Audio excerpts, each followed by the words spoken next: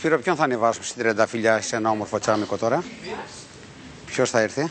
Μια πέρδικα. Μια πέρδικα. Ναι. Κτίζει μια πέρδικα φωλιά. Κτίζει μια πέρδικα φωλιά. Από τα πιο ωραία και πιο λυρικά τραγούδια της μουσικοχορευτικής μας παράδοσης. Ποιος χορεύει αυτό το τσάμικο? Θα το χορέψω εγώ. Χόρεψε το εσύ. Τώρα στα γεράματα. Άντε να σε δούμε. Μην τον κουράσεις πολύ. Αυτός το είπε, εγώ δεν είπα τίποτα. Μην τον κουράσεις. Πάμε.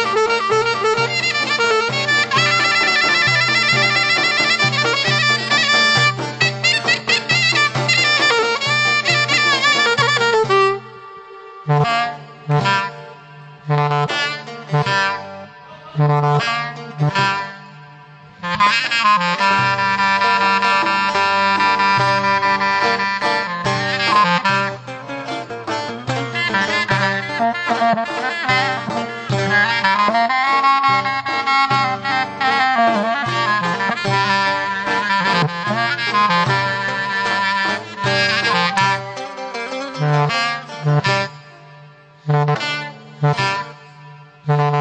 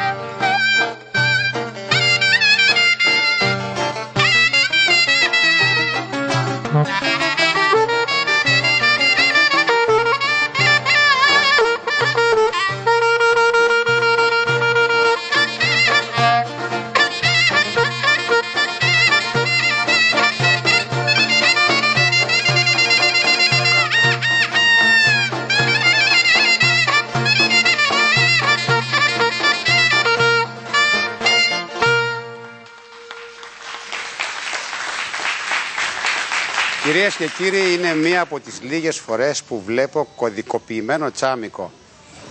Τι έγινε, κουράστηκες? Κουράστηκες? Ούτε κατά διάνοια. Σίγουρα? Απόλυτα. Γιατί ο Σπύρος δεν κουράστηκε, είναι έτοιμος εδώ πέρα. Τώρα αυτό που κάνω εγώ το δίνω να πάρει μερικές ανάσες. Λοιπόν, είσαι σίγουρος δεν κουράστηκες? Δεν έχω 27 χρόνια δάσκαλο. Τι φωνάζεις, όπα, έστα και βάρα Σπύρο και με φοβάσαι Σπύρο. Που δεν ακούγανε φίλοι τηλεθετές και κάτι τον έλεγε και κάνει κουράγιο Σπύρο και άδικε την άλλη στροφή. Σπύρο, συγχαρητήρια. Είπα τη λέξη προηγουμένως κωδικοποιημένο. Ξέρεις, διαπίστωσα ότι υπήρχε μια στενή συνεργασία και στενή σχέση οπτική με σένα, με τον Γιάννη τον Ζάκο.